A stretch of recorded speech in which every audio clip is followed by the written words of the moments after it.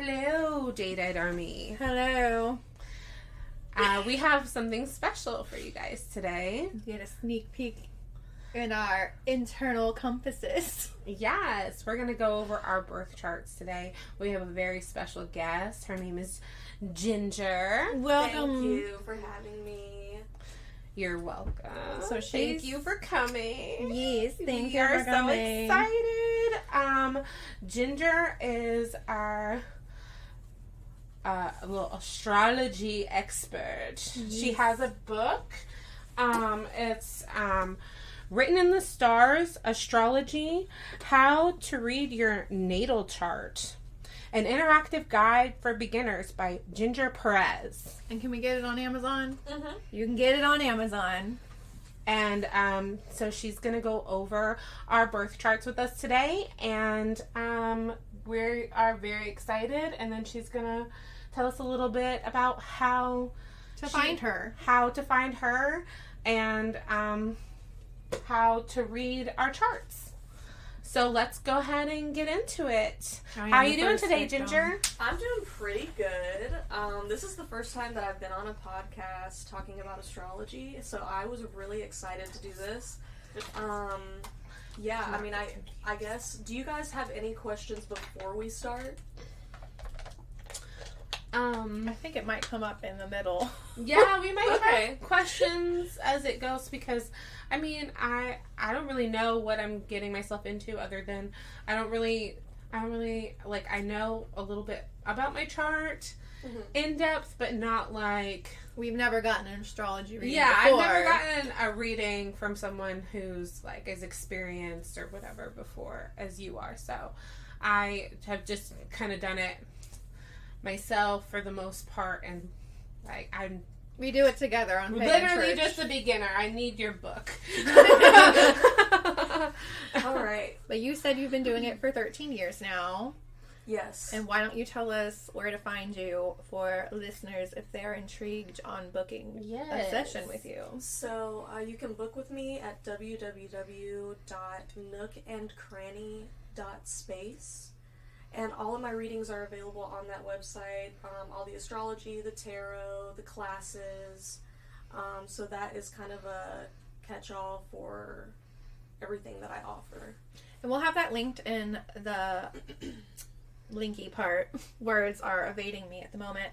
That's actually how me and Ginger found each other. She actually traded a tarot session for astrology reading. So that's That was a good one. It was a good session. I was happy when she told me that afterwards the advice was really good because we ran into each other a week later. I actually did an earring class. Mm-hmm. All right, so we're gonna jump in. I am the first victim, quote unquote victim, not really. We're just gonna learn in depth about CinnamonGrove. All right. I don't know if you're ready. I can't wait. Before we begin, I just want to state that a birth chart can tell you about pretty much all aspects of your life. Each house, there's 12 of them, represents something, a different aspect of your life. So first, I'm going to go over your ascendant, which is basically, it's also called the rising sign. And it's... Sorry, continue. I have a question about that in a minute. Sorry. No, you're okay. You want to ask it now? Ask now. Yeah, so our rising signs are in our 12th house, and I was wondering if that made a difference in anything, because most rising signs fall in the first house, and I didn't know, like, if you knew anything about, like... That might be because you're using a whole sign system. I actually use Placidus. Okay. So there's different house systems to use. Whenever you do a whole sign, it's basically like one house equals one sign. So your ascendant can be in the 12th house. It can be like in other places in the chart. But with Placidus, your ascendant is always going to be the beginning of your first house. Okay. So follow-up question. Sorry, not another spiritual guru. Okay. When we look at my chart compared to her chart, because we look at them together on at not a Pagan Church. My chart seems to be like a moving wheel. It takes up, there's more than one, I guess, house has more than one sign. Yeah, that's Placidus. Okay. Yeah. That's how I read it. So. And it's quite busy. But I mean, both of our charts are very busy. Oh yeah, and everybody's chart has a lot going on, and that's what makes people so complex and multifaceted, is that there are so many different aspects going on between planets and astral bodies and stuff. Yeah, no, I'm good. Taking in information. I am. Her face was like processing. Trying to listen. Processing information. Yeah. Okay. You want to take notes? I mean... Yes. I'm mentally taking notes. Sorry. No, you're totally fine. We get a little silly sometimes. I'm sorry. Try to, reel it in. So... Don't do that. CinnamonGrove is calling out my neurodivergence by being like, oh, your face is not facing correctly. No, I just saw it, and then when I said, do you want to take notes, it's like it itched a scratch, and you were like, ooh, that's a good idea. Should I take notes? Or am I just going to remember it? I saw it. Anyways, all right, we're going to let Ginger get in and call me out.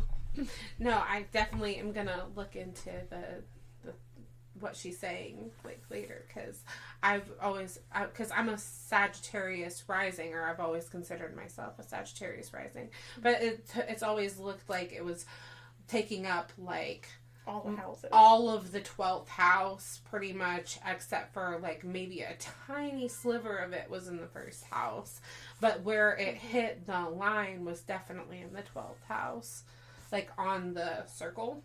So that's why I was always confused about it. So, well, whenever we pull up your chart, I'll show you what it looks like, and I'll show you basically how to navigate it. Okay, cool. Sorry, that was one of my biggest questions that I had. So, okay, I'm good. Let's continue. Do you want to go first?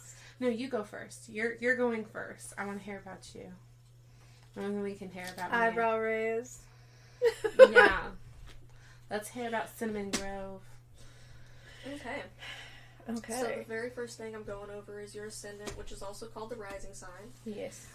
It is the beginning of your first house, and it basically represents the same thing as the first house. It's just your personality, your personality type, and your it can rule the way that you look, in some aspects, and it's just how you come off to others. It's like your social mask. So with yours being in Virgo,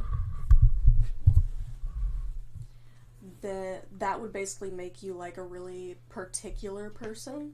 Very, what's the word I'm looking for? Structured when I want to be. Yeah. And you're probably very good at tedious tasks, especially things involving your hands. I am also a Virgo rising, fun fact, and I'm very detail-oriented, very structured when I want to be, and very particular about certain things. So, the next thing I want to go over is your second house, which is basically material assets that you have. It represents the physical body, the appearance of it. It also represents the skills that you can gain to make money. And it's really interesting that you do a podcast, because the sign of Libra, which is in your second house, is all about partnerships and making connections with other people. Pointing at you, not another spiritual guru.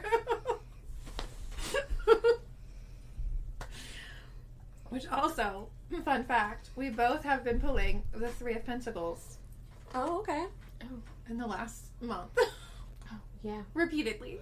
Yes. Lots of putting in lots of work.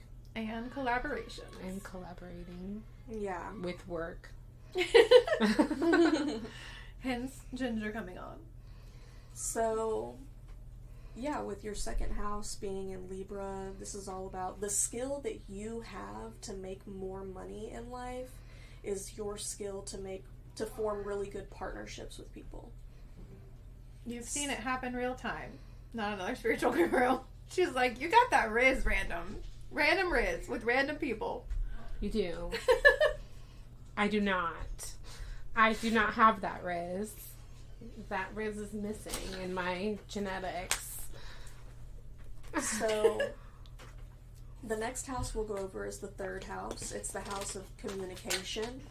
And you have your 3rd house in Scorpio, which basically makes you like a human lie detector. And on top of that, you also have Pluto in the 3rd house. Yeah, I know. So, that's like a double whammy. Like, you know when somebody's lying to you. You can sense it almost, like you can smell it on them. So,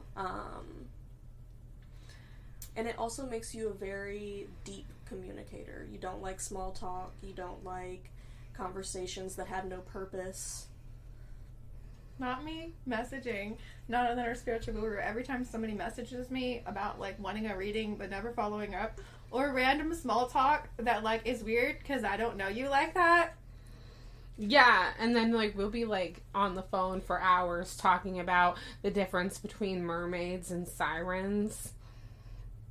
And how sirens are birds. Like, forever. For, like, until we're blue in the face. So, That's true.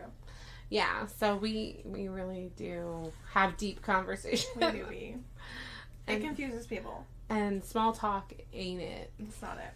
My one question about Scorpio being in the 3rd house, and this is how I kind of always interpreted it, is that because of it being in a communication house, I hold, like, my secrets and stuff very close to my chest. Like, yeah. I don't lie, but I won't tell you all the things. And not on purpose, but because I'm afraid of bringing you in. And that also hammers in with my Cancer Venus. Yeah, totally. It's the shell. It's the exoskeleton. Oh, yes. Yeah. I can definitely agree with that. What's interesting is that your Chiron is actually in Leo. So it's like Chiron is the wounded healer. Yeah. It's the things that, you know, you have to deal with on the inside, usually emotional, that... What? No, just fun fact. We have a question. CinnamonGrove's Chiron is in Leo, and mine's in Cancer. Her Venus is in Cancer. Her Venus is in Cancer. And my Venus is in Leo. Does that so mean you guys something? have a We have like Chiron a Venus conjunction going on. We have like a weird chart connection. We didn't ask for synergy. We didn't ask you to do synergy, which is where you compare. But we have a thought process that the way we love each other as friends, as platonic friends, right, helps each other heal. Yes. Yeah. Exactly. Because she's like, attention, I love you. Yeah, I'm like very like I'm very like poor. Like I like shower people with gifts, affection. Like when I'm close to you and I have that genuine affection towards you as my friend. Like, I don't want for earrings with her. No, she's covered. She's got lots of earrings thanks to me. And I just like, jewelry in general. Bring her in and make her breakfast. Yeah, and then. And she she loves me by making me food. I do. Pausing 1 second, editing, self. So the next thing we're going to go over is the 4th house, which begins with what's called the Imam Coli, or the IC. And it basically represents your roots, your ancestors, where you come from, how you grow up. It can also represent the type of person that you settle down with in life. Yours is in Sagittarius, and when it's in Sagittarius, usually there's a period of your life where you move around a lot. My significant other is a Sagittarius sun. Oh, okay. There you go. There you go. Oh gosh, that's fantastic. So you've also got the North Node in your 4th house. The North Node is like your way of life, the direction that you're supposed to go. So you're actually, sometimes when I see this placement, it signifies somebody working from home or being their own boss. And other times it can usually be like, maybe you're meant to be like a stay-at-home mom or something like that, like caring for the home. Then we're going to go over the 5th house, which is in Capricorn. And the 5th house represents what you do in your leisure time, what you do for fun, romance. It can represent your children. It can represent when in life you'll have children if you decide to. And it can represent, what else? I know I'm forgetting something. Every time I go through these houses, it's like this long list of everything. Because life is so... It's broad. Yeah. But yeah, with it being in Capricorn, it's kind of like... At some point in your life, you could have felt guilt for doing things that you enjoy rather than letting other people enjoy themselves more so. But it's like, that's what you did anyway. But you like felt bad about it. There's like certain types of difficulties associated with experiencing joy. It's trauma.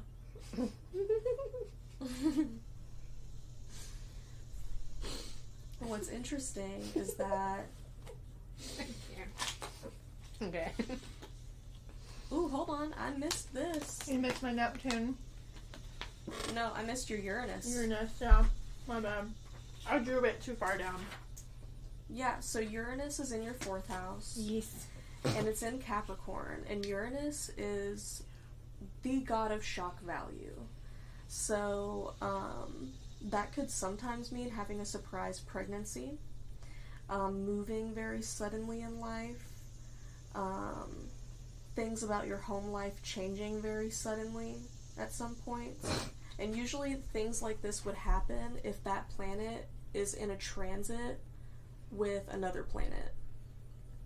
So it would only happen at specific times. So for future reference, that could be indicated as like looking at my chart when that planet's in a transit in that position. Yeah. But in past reference, I can say that there has been a lot of hello, if you know me, you don't know me. That's all I'm gonna say. You should know me well enough if you're a listener, and if you're family, love you. You still don't know me. Trauma, right? So I had a lot of family trauma. There was abuse in the family. There was moving around. And even as a child, I got pregnant I just turned 18. That was my first kid. He's 13 now. Mm-hmm.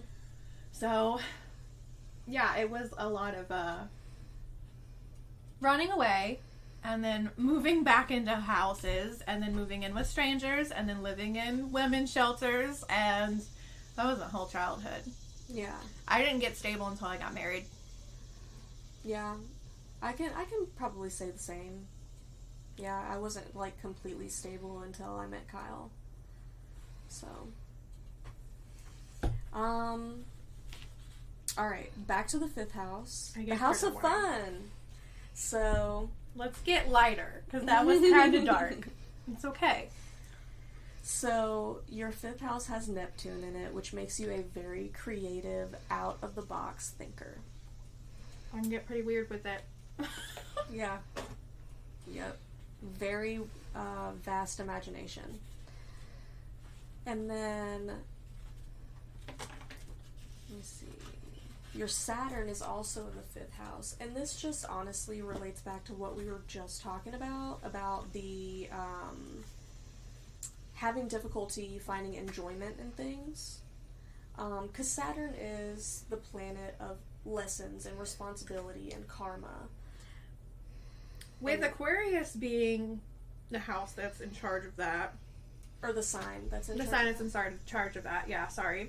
It's I feel like this is kind of maybe where all my difficultness comes in. Even with my Virgo rising, because that and Gemini, okay, all three of those, if you combine those together, I'm very fluid.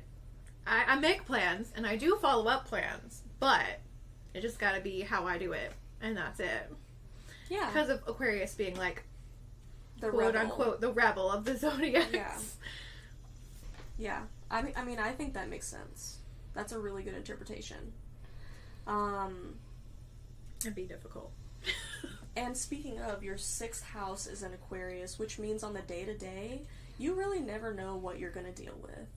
It can be, it's one thing or the other. There is always something interesting going on, or something annoying.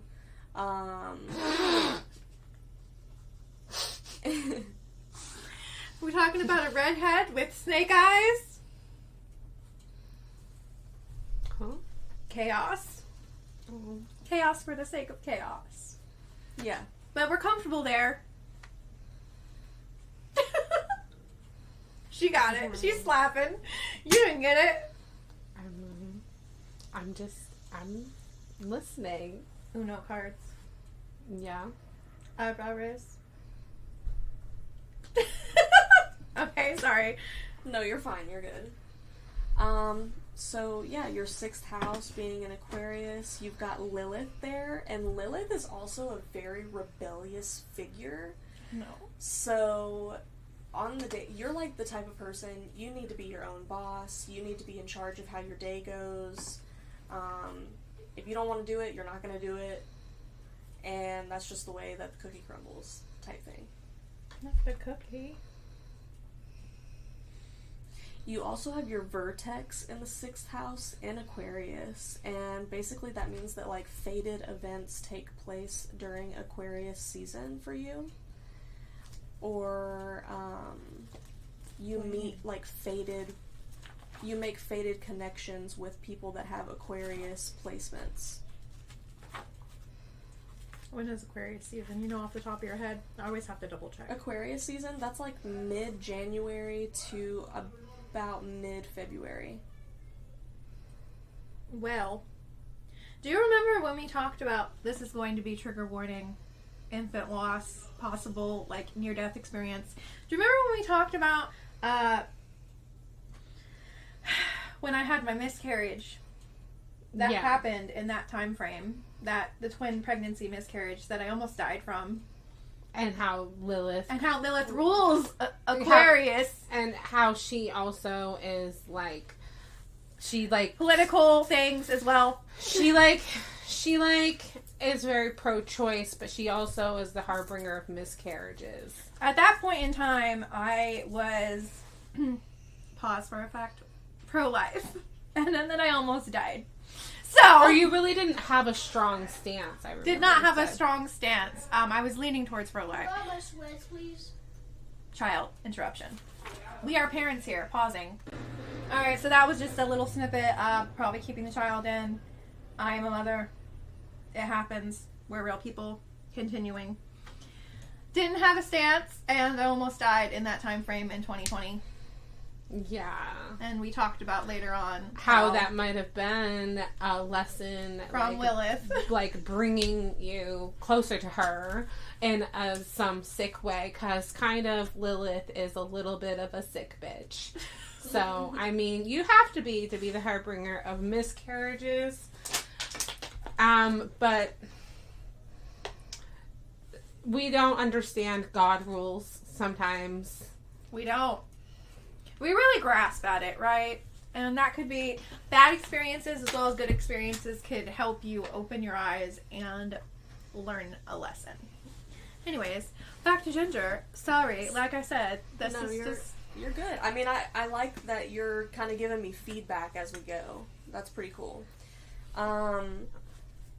So, next thing I want to talk about is your moon sign. Your moon is in... Don't make me cry. Are you okay? Yeah, no, I'm good. I will openly cry on the podcast. I have before. If you listen to Gemini season, while I was singing Aurora, I was just bawling my eyes. singing or I was. singing. Yeah, because sometimes we get a little singy. Sometimes we like the song. But you gotta feel your feelings. 90 seconds to feel your feeling helps you not close up your heart chakra. Not a doctor, not a Reiki practitioner, not another spiritual guru is a Reiki practitioner. I am. But you can learn that if you look it up. It talks about it takes you 90 seconds to feel a feeling. And if you don't feel it, you're not helping yourself, are you? No. Alright. Sorry. We're going back. If I cry, I cry. It's fine. Just keep rolling. Okay. So your moon sign is in Pisces in the 6th house. And what's interesting is that you have it at 0 degrees of Pisces. Yeah. Which is a critical degree. And critical degrees usually in astrology are, they represent big opportunities in your life to learn lessons associated with, you know, the planet and sign that they're in. So Pisces is a water sign. It's very emotional. The moon is all about emotions. So you have had to probably go through a lot of emotional turmoil in your life in order to grow emotionally as a person. Hence me saying I need to feel the feeling, because trauma and stuffing the feeling down has been my entire life until I got married at 19. Yeah. And even after that, right? You get triggered, you do the same thing over and over again until you learn the lesson. Right. To let yourself feel it. True facts. And it'd be hard. Yeah. But it's worth learning. The first life. Not the second, third, fourth, fifth, sixth. Anyways, UPG from a psychic. Back to Ginger. So, the next thing we'll go over is your 7th house, and it's in Pisces. And your 7th house represents partnerships. A lot of people talk about this being the soulmate house. And honestly, this is my hot take. I feel like people that say that have no understanding of what the 7th house actually is. Because it is not, your whole chart is about your soulmate. Like, there are so many things that go into synastry, it's not even funny. Because there's more than just love in a relationship, right? There's respect, there's honor, there's commitment. And those are all represented by different planets. So the 7th house is partnerships, and it can represent marriage because it represents contractual agreements. So, with it being in Pisces, this means that you crave kind of like a fairy tale love, and you usually end up with somebody that you're going to be with for the rest of your life. And also, I would be weary, because the 7th house is also the house of enemies. Be weary of any connections that you make with people that have Pisces in their chart really heavy, because that could lead to misunderstandings. It could lead to fallouts. I would just be wary of that. Interesting. Don't have much to say on that one. Yeah, that's... Only got married once in my whole life, so... Dylan's dad and me never got married. So whatever sign is in your 7th house, in general, you should steer clear of in friendships and stuff? I wouldn't say, like, completely steer clear of it, but just keep in mind that the attachment you have to that person is a karmic one. Okay. So it's definitely, you're meant to learn a lesson from that person. Interesting. And sometimes we don't feel like learning lessons. We just want to be like, okay, yeah, I'll deal with that later on. So, like, for me, being a Virgo rising, my 7th house is also in Pisces. Yeah. And when I learn that people have Pisces placements, I'm kind of, like, weary about that, because I'm like, okay, let me kind of, I don't know, I understand that this person is in my life for a very important reason. Yeah. And I don't want to fuck it up. Yeah. So. Yeah. Okay. See, the positive is, though, I don't know if I've run into a person with big Pisces placements, because past lovers, quote unquote, that I've had, I didn't know their astrology. charts at the time, right? And it wasn't a thing that happened. So it's possible. Yeah. I know there's a couple of people's charts you could review. Yeah, there's a few. Look, don't trust people with your chart information. That's all I gotta say. Well, I mean, we haven't done anything to anyone's chart information. We just have it. We could, though. We just don't because... Or did we? Or did CinnamonGrove? I did not. Look, just don't trust people with your chart information. Okay? That's all I have to say. Unless you trust the person. Are you trying to tell me I shouldn't trust you? Look... You have my chart information, Miss Ma'am. Save.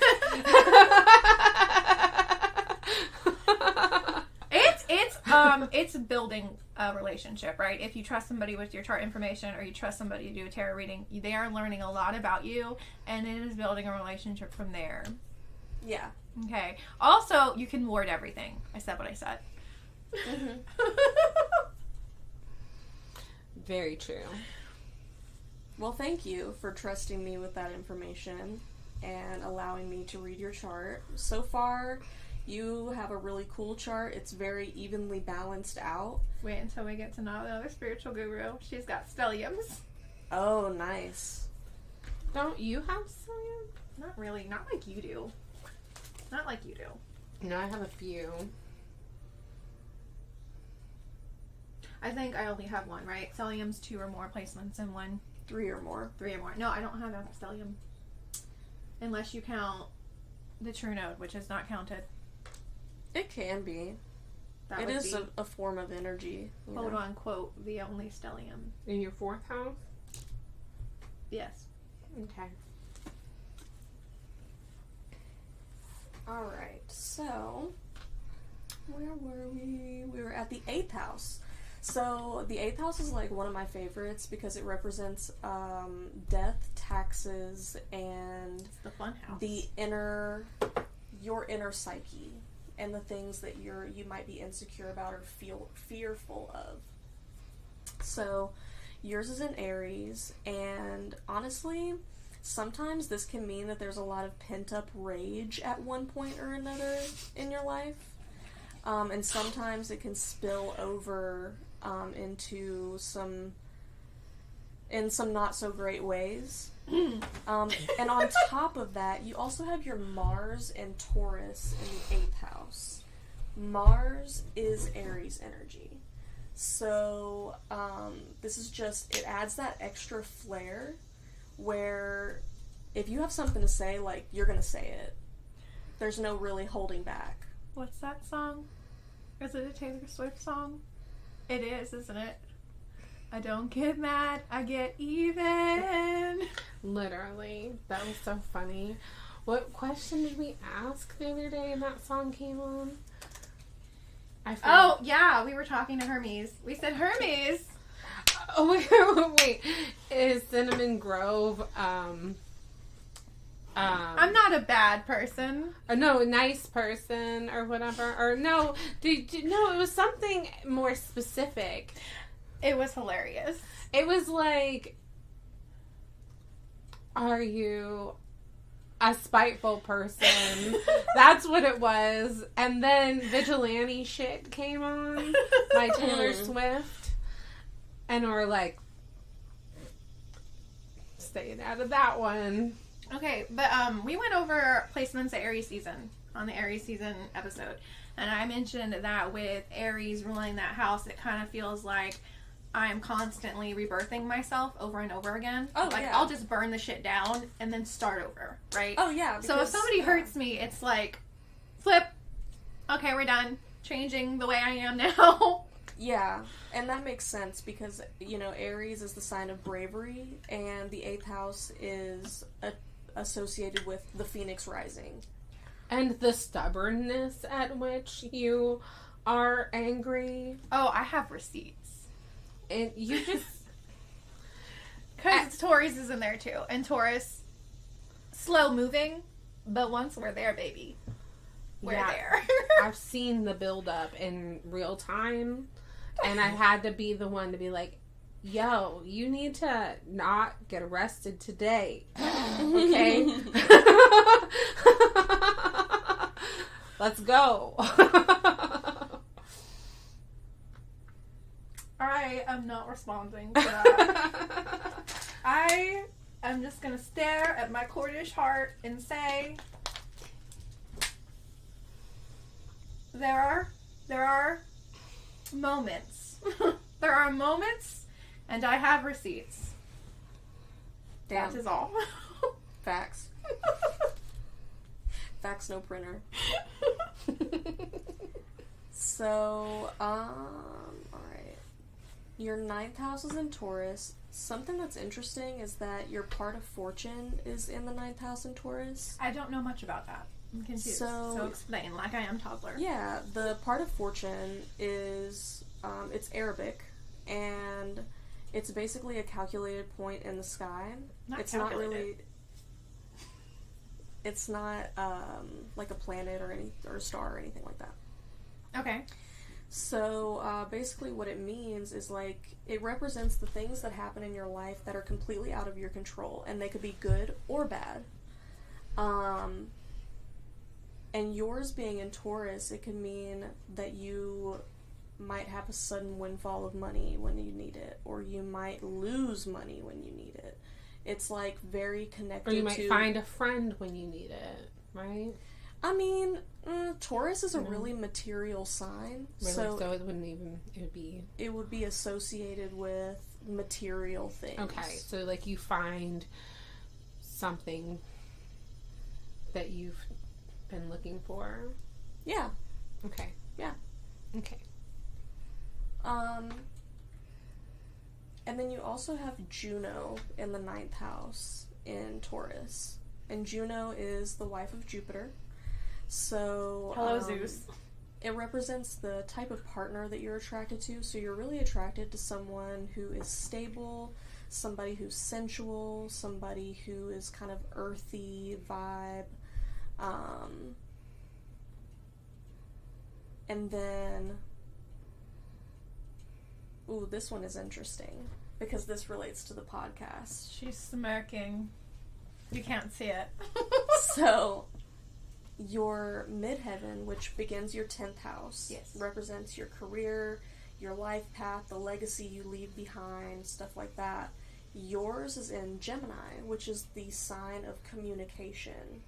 And it's ruled by Mercury, the planet of... communication. Yeah. Hi, Hermes and Odin. Mm-hmm. And Castor Happy and Wednesday. Pollux. Happy Wednesday. That's when we're going to post this. And what is today? Today's Wednesday. And we're recording this on a Wednesday. Isn't that hilarious? Oh, so it won't be posted till next Wednesday? I gotta edit. Yeah. It depends on how long that takes. Yeah, word. Just let me know whenever it is and send me the link so that I can promote it. Yeah, because with us, we've gotten to where it's not that bad at editing, but I don't know how it's going to be with us, all three. You know, until I listen back. It's pretty simple. For the most part, you should just have to make a couple short cuts. Yeah. Other than that, like, I think that it's pretty with the flow. It is, but it does also work. Podcasts are not easy, just to let you know. There's work behind it. Lots of work. You have to do a lot of behind the scenes. And lots of studying. Oh, yeah. Oh, gosh. Oh, yeah. I believe it. I actually have a podcast of my own. I haven't made an episode in forever, but basically people come on and they just talk about really either tragic or chaotic or weird life experiences.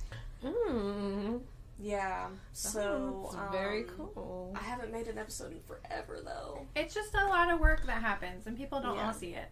I have a story I could tell. I think we both have a few. I mean, I'm talking about, like, my first psychotic episode type strange things. I have had, like, in the past with my mental health, I was taking a medicine that caused me to have, like, a severe manic episode, and then I went through all kinds of crazy shit, And that's when I first started practicing witchcraft. So there's a lot of crazy shit that happened. Just saying. That's what that made me think of. This is why we preach grounding and breaks. Yeah, definitely. Yeah. And see your psychiatrist and take your medicine.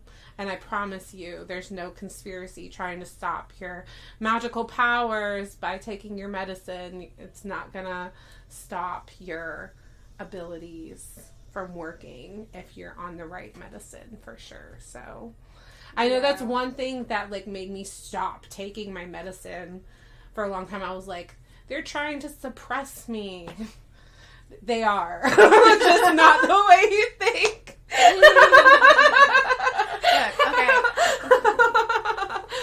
We're not doctors. Brain chemistry is a thing. Sometimes you need the medication. Take your medicine. Go to your doctor. Drink water. Listen to your doctor. I second that. Okay. I am diagnosed ADHD, and I need my meds. Right. Yep, bipolar 1. You need meds. You need them. Don't be shy. I just have a horror story with meds when I was little, so I just been off my whole life after that. Mm-hmm. ADHD. But also, it could be CPTSD.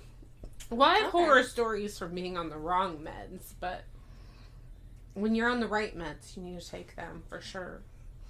And if you're on the wrong ones, you need to talk to your doctor. Yeah, it was when they just started giving medication out to children and adults, Yeah. and it was not the vibe. Yeah. But yeah, so your midheaven is in Gemini, so it's all about communication, it's all about networking. So it's kind of cool that you're doing a podcast because that's kind of right on par with your 10th house. So it speaks more to that Riz that just randomly happens when I talk to people. Look, I don't know. It just it I happens. feel like that Riz could also be the fact that you've got sun in the 10th house. Yeah. And sun shines bright. It wants to be the center of attention. It's your essence. And and with it being in Gemini as well, it's like you're a talkative person, you are a bubbly, bright person. And Not you're very really friendly. bubbly bright, but Every single time I've met you, you do come off bubbly bright. oh, you haven't seen the Scorpio energy yet. I feel like honestly, you do have like this charisma when you're meeting new people and like people in general, where you have like an extra friendly, bubbly demeanor. I think that's what she's grasping on, but it's more like how you're like presenting yourself. Yeah. But Which I can don't also be mask 10th anymore. house. So it's Yeah. like very honest if I'm not having a good time. Yeah. Oh, you know. I'm not going to lie to you. If you say, how are you doing? I am having a horrible day. I will tell you straight. Yeah. That's Scorpio. Yeah, very direct communicator, for sure. Your Venus is in Cancer in the 10th house as well. Yes. So you're more likely to be attracted to somebody who is very hardworking and stable and secure in life. Venus being in Cancer, you have to have like an emotional connection with somebody. Like, you don't just date for fun. It's not for funsies. Like, you've got to have an emotional connection to somebody in order to make a commitment to them at all. Not me stopping and thinking about every single romantic relationship I've had in my lifetime in that split second. Were they from friend groups? Yes. And then, so your 11th house represents friends, friendship. You've got Mercury there, which is so interesting because you do a podcast with your friend. Yeah. So, and then it is in Cancer, your Mercury is, which makes you kind of like an emotional communicator, which could come off as brutal honesty. Scares people. I think it's intense. What did you say one day about my tarot reading? style. What is like a punch in the gut? Yeah. No, for real. There's one thing you don't have to worry about with CinnamonGrove as your friend is she's going to keep it real with you, and she's going to tell you exactly like it is, and she's not going to sugarcoat it. And if I do sugarcoat it, it's because I'm worried about you mentally, but then I get agitated because I've told you in small ways. For a long time that I was concerned and you ignored me, and then finally there's a breaking point. Just in general. I care about you if you're my friend. I do things out of love. Yeah. Very true. Very true. So the last house we're going to go over is the 12th house. And honestly, the 12th house is a hodgepodge of fuckery because it is like, it's a very spiritual house. It's ruled by Neptune, so it's very dreamy. It represents the subconscious. It represents your unraveling. My unraveling. And it represents finding yourself as well. So your 12th house is in Leo, and you have Jupiter there. And that's all about letting people appreciate the talents that you do have. So it's about taking that shyness or that reserved kind of wall down and letting people in on the things that you're really good at. Like you could turn a talent into a career, basically.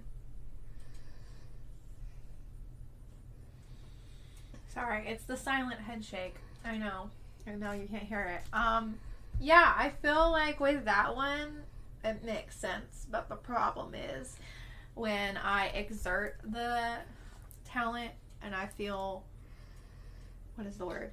Not recognized. But I think that also hits my Chiron too, Yeah. where I feel like I'm doing the thing, but people are like, the people that actually, I guess, receive the talent are like, man, you're on point, you're awesome, like, keep doing it. And then other people are like, silently judging me, and then it's bad emotionally.